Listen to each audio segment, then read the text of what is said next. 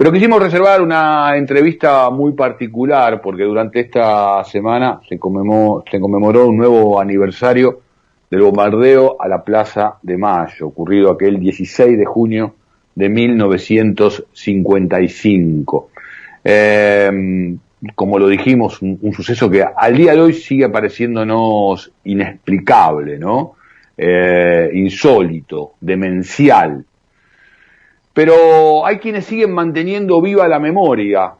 Para nosotros es un punto de inflexión central en la historia de los argentinos, pero extremadamente trágico también. Y hay quienes siguen sufriendo aquel suceso y laburando al respecto muy fuerte para mantenerlo vivo, ¿no? En la historia, en la memoria del pueblo argentino. Lo hemos hecho en otras oportunidades, pero tenemos la posibilidad de volver a dialogar con la doctora María Daniela Marino. Ella es nieta de Juan Carlos Marino. Juan Carlos Marino fue uno de los trágicos fallecimientos de aquella jornada del 16 de junio de 1955. En realidad, María Daniela sigue también la tarea que iniciara su padre. Daniela, Edgardo Chini, saludo aquí por Estado de Alerta por Radio Cooperativa. Buenas tardes, ¿cómo te va? Hola, Edgardo, buenas tardes, ¿cómo estás? Gracias por la invitación. Al contrario, siempre es un placer y recorrer con vos un hecho histórico y además la tarea que seguís realizando esta semana también, con actos muy emotivos en lo que tiene que ver con seguir muy viva y muy alta la memoria de aquel suceso. Daniela, si te parece bien, iniciaría la entrevista con la historia familiar, con lo que vos te encontraste a partir de aquel suceso y cómo fuiste recorriéndolo y cómo te fuiste convirtiendo en una auténtica referente, si querés, corre por mi cuenta, de la Comisión de Familiares Víctimas del Bombardeo de Plaza de Mayo. Bueno, Edgardo, la historia es larga, pasaron más de 60 años, estamos a 66 años, parece que fue hace un montón, pero como hay consecuencias en el presente, yo digo que no es pasado. La trágica historia comenzó con mi abuelo, cuando fallece el 16 de junio, cuando salía de su trabajo, se dirigía a su casa, iba a entrar al subte de la línea A para volver a las 12:40 del mediodía.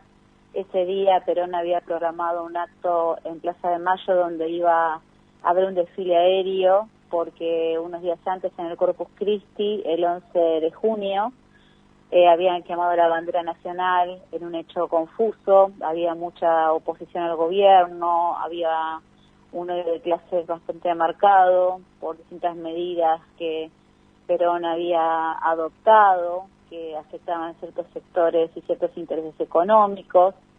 Y bueno, en ese acto se aprovechó para que la Marina sublevada principalmente sobrevolara sin que nadie advirtiera que en realidad lo que se estaba haciendo era tratar de bombardear la ciudad, ¿no?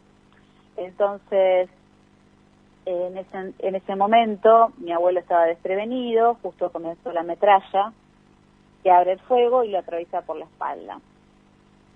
Bueno, ahí comienza un largo camino porque en ese momento, imagínate que a los 3 meses en septiembre, la Revolución Libertadora realmente derroca al gobierno de Perón y asumen el poder ni más ni menos que los que perpetraron este hecho de terrorismo de Estado, ¿no? Uh-huh. Entonces, lo que hubo fue un tremendo silencio, se trató de borrar todo, pasaron muchos años después las dictaduras, tenemos un hilo conductor histórico que demuestra que fueron los que idearon, los mismos que estuvieron también en las dictaduras, un modus operandi sistemático muy particular que está demostrado, hay documentación, hay libros, hoy por suerte.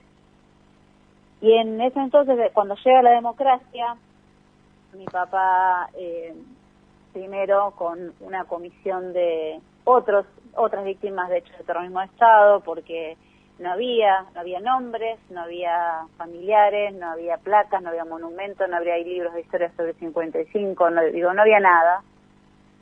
Hace el primer caso en la Argentina, cuando en el 94 se dicta la ley 24411, que es una ley de reparación histórica, que bueno, es de reparación histórica para aquellos que fueron víctimas del accionar de las Fuerzas Armadas, como los desaparecidos, ¿no?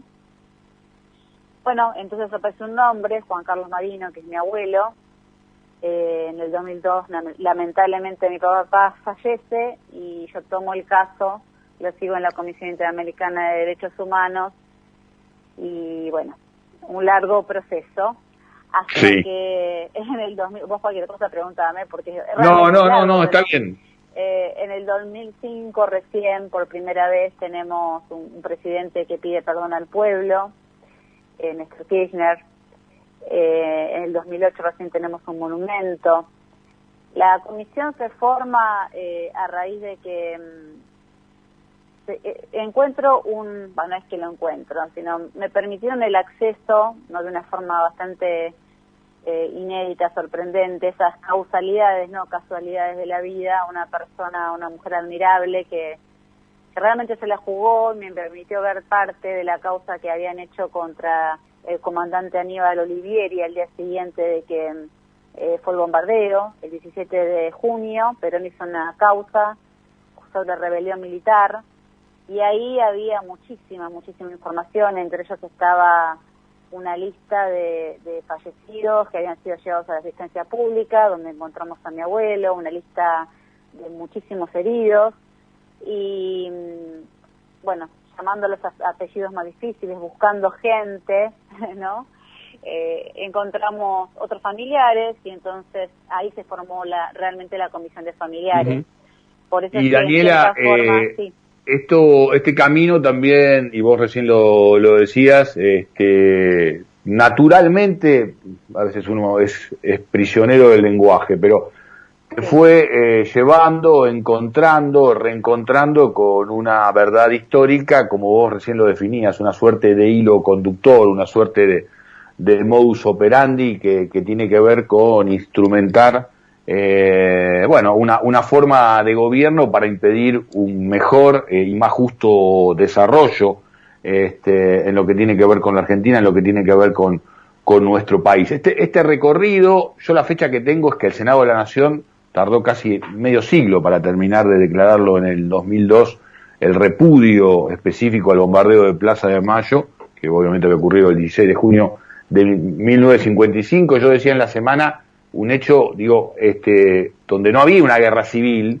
entonces un hecho que es casi inédito, y dije así, lo vuelvo a repetir, tachando casi el casi, porque que las propias Fuerzas Armadas avancen ataquen al pueblo en una situación que no hay guerra, en una situación que no hay tampoco un enfrentamiento civil interno, entiendo que no hay registro en la historia, pero esto ocurrió a las 12:40 del 16 de junio de 1955.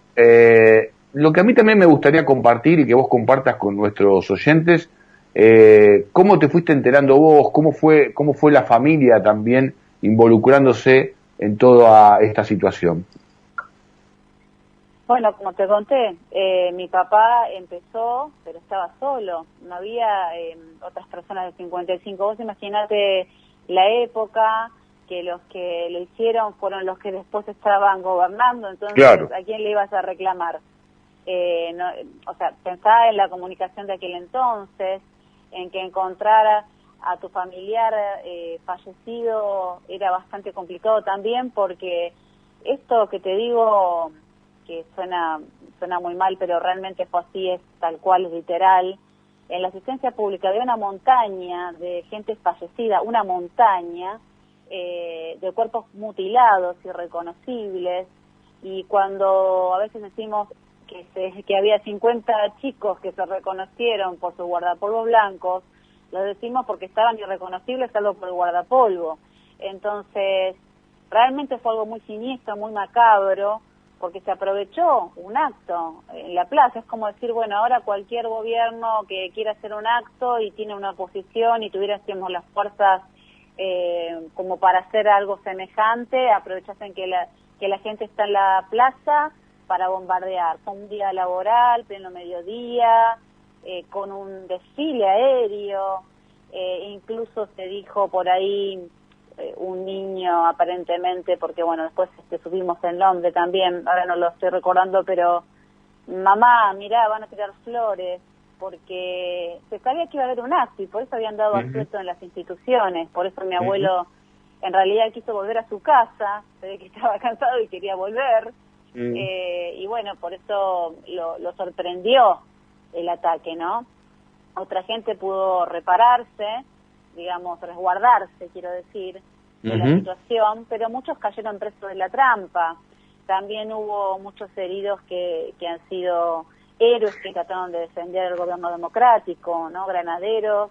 He conocido un granadero después de 60 años que fue testigo, que vio morir a mi propia abuela, una cosa que vos lo contás y es una locura, pero por eso digo, cuando la gente habla del pasado y yo me encuentro con los familiares y hablo con ellos y compartimos las historias, surgen cosas que sí, que uno piensa es increíble, ¿no? Poder hablar de esto, poder compartir las similitudes, el horror, y cuando hablamos de un hilo conductor y el silencio, nada es casualidad, o sea, no fue un silencio casual. El otro día decía en la Secretaría de Derechos Humanos que justo, bueno, hicimos un conversatorio, para homenajear a... Sí, tengo entendido con centro en la ex ESMA, Sí. en el centro hoy del Museo de la Verdad y la Justicia, ¿no? El centro histórico de allí de la Avenida Libertador. Sí, bueno, ahí yo mencionaba que el silencio no fue casualidad. El silencio, si uno busca información de esa época, no, en los diarios de la época no encuentra. Si buscas el día de tu nacimiento, típico cuál era la tapa de Clarín, el 17 de junio, al día siguiente, no está disponible. Nosotros la tenemos igualmente, pero busca cualquier otra y la vas a encontrar. De repente, esto fue un ataque no solamente militar, digo, principalmente la Marina, tuvo el apoyo civil, tuvo apoyo extranjero, porque Inglaterra estaba muy desconforme con las medidas que había hecho Perón, que impedían la importación de productos de Inglaterra para que se fabriquen acá en la industria argentina, quería separar la Constitución de la Iglesia, las bombas estaban bendecidas y tenían el símbolo de Cristo vence. Un sector de la Iglesia apoyó el bombardeo y hay bombas, alguna que no estalló, e incluso aviones, hay fotos de eso, del símbolo representado. Cuando nos juntamos los familiares, ahí empieza un camino de tratar de reconstruir la historia, y por eso digo, fue un camino muy largo, tuvimos que esperar un gobierno con una política en materia de derechos humanos como el que tuvimos con Néstor y Cristina, porque tampoco si no hubiese sido posible, ¿no? Y la democracia todavía era joven, ¿no? Entonces fue realmente muy, muy costoso poder reconstruir. Yo incluso hice en su momento, cuando mi papá falleció, una investigación sin ser historiadora, basándome en pequeñas cosas que iba encontrando, algún diario sí encontré, algún capítulo en un libro, pero no nada concreto específico del 55. Yo quería demostrar que era un crimen de lesa humanidad porque se atacó a la población civil de manera generalizada, con total intencionalidad del acto, y esas son las dos características fundamentales que para la Corte Penal Internacional de Justicia lo convierte en un crimen de lesa humanidad, junto con otros hechos, como las desapariciones forzadas, los hechos de tortura, pero cuando se hacen con esas características de manera generalizada o sistemática contra una población civil, obviamente con la intencionalidad, son crímenes de lesa humanidad, y eso hace que no prescriban esos crímenes. Entonces es muy notorio que en la Argentina el silencio haya sido tal, si uno lo cuenta mismo a nivel latinoamericano, e incluso en otros países, no lo pueden creer, que haya pasado algo así, ¿no? O sea, el propio pueblo contra el pueblo mismo. Claro. La grieta, una grieta muy profunda. Vemos repetir en el presente, por eso digo, no es tan pasado esto, vemos repetir en el presente ciertas situaciones de odio de clases, de posturas muy marcadas, salvando la distancia del bombardeo. Digo, hay otras formas de dominación, de generar estas discordias sociales que no nos llevan a un buen camino y a las cuales no nos gustan. Y bueno, gracias a un gobierno que sostiene la bandera en materia de derechos humanos, que muchas veces lo han criticado por eso, y ahora nuevamente tenemos un gobierno que está en esa postura. Tenemos libros que realmente cuentan lo que pasó, tenemos una historia oficial, tenemos documentales, tenemos videos, tenemos canciones, tenemos, bueno, ahora hicimos un corto que se llama Flores del 55 con fines educativos, que es un corto que puede ser visto por cualquier edad, porque tiene dibujos animados, pero no deja de mostrar el sentimiento y de generar un impacto y una reflexión. No tiene testimonio porque no hace falta, las imágenes y el sonido ya te revelan todo, ¿no? Te hacen pensar, y es un corto porque dura poco, y muchas veces en estas épocas los libros, que bueno, a mí me encantan y mucha gente seguimos siendo lectores, ¿no? Pero parecen letra muerta, ¿no? Para los jóvenes hoy todo es internet, todo es buscar, todo es información rápida. Sí, nosotros tuvimos la oportunidad de verlo y de comentarlo también al aire en el transcurso de los programas aquí en Estado de Alerta, y nada, a mí me parece un hecho central y un trabajo, una tarea con mucho de humano que has realizado, un mandato que probablemente tiene que ver con, bueno, la herencia del padre, pero también de aquel abuelo que encontró este final trágico, inexplicable, inaudito. Daniela, sí, ¿qué más debería pasar para llegar digamos, a que vos un poco te sientas como que toda esta tarea que has desplegado continúe viva hacia futuro? Sí, primero quiero decir que no fui yo sola, obviamente. Nadie puede solo. Siempre hubo ayuda de mucha gente, siempre hay mucha gente dispuesta a ayudar, que comparte el sentimiento. Esto no es mío, nada más. O sea, enseguida me di cuenta que trascendía la causa de mi abuelo, trascendía a los familiares, a los sobrevivientes, a los héroes caídos y a los sobrevivientes, a los testigos, a las fuerzas leales que defendieron el gobierno democrático, porque es de todo el pueblo argentino. No se mató a peronistas solamente porque decían que querían matar a Perón o derrocar su gobierno, querían sembrar el terrorismo de Estado. Lo que estamos generando, el objetivo, que a mí me dejaría tranquila y creo que a la mayoría de los familiares y por lo menos los que sostenemos la memoria activa, no solamente de este hecho, sino de todos los hechos de terrorismo de Estado, es que se eduque, que se ponga en la agenda nacional, en el calendario. Fíjate el silencio que hubo, que no mereció, siendo más terrible que un crimen común, ni siquiera estar incluido en la agenda nacional. No te digo que sea un feriado, te digo que esté incluido en la agenda nacional. Eso no es una casualidad.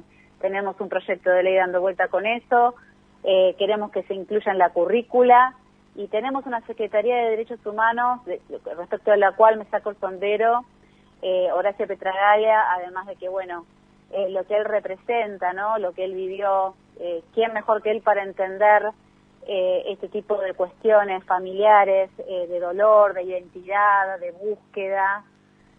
A pesar de este contexto en el que estamos, muy particular, sigue trabajando hasta cualquier hora con todo su equipo, impecable, para que la memoria se mantenga activa.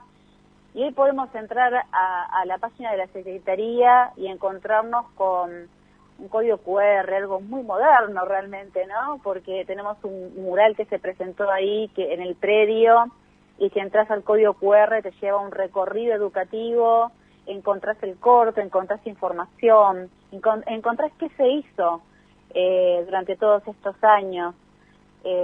Por eso es agradecer también a todos los que se involucran y hacen su pequeño aporte cultural. Solamente la cultura mantiene activa la memoria. Daniela, te agradecemos muchísimo, siempre lo hacemos, siempre es una oportunidad que nos damos de poder escucharte y está buenísimo lo que estás contando porque toda esta tarea se sigue reflejando. Todavía hay muchísimo para recorrer y para comprender qué significó aquel 16 de junio de 1955. Como decís vos, no fue, yo creo que no es el pasado, sigue vivo en el presente, para algunas cuestiones, digamos, virtuosas y para otras cuestiones lamentables, sigue presente esa situación vivida, ¿no? En nuestro país, atravesada por estas historias trágicas también, para las cuales hay que reinventarse. Te agradecemos esta comunicación, te mandamos un beso grande y felicitaciones por el laburo que has realizado. Gracias a ustedes y bueno, esto que están haciendo es ni más ni menos que mantener la memoria activa. Así que, María Daniela Marino, representante de la Comisión de Familiares de Víctimas del Bombardeo de Plaza de Mayo. Queríamos traerla a ella como figura central en lo que tiene que ver con este laburo de una fecha que realmente debería estar mucho más presente en los manuales, debería mucho estar presente en la discusión del día a día de la historia de nuestro país, único, por eso decía Daniela recién, sorprende en el mundo entero.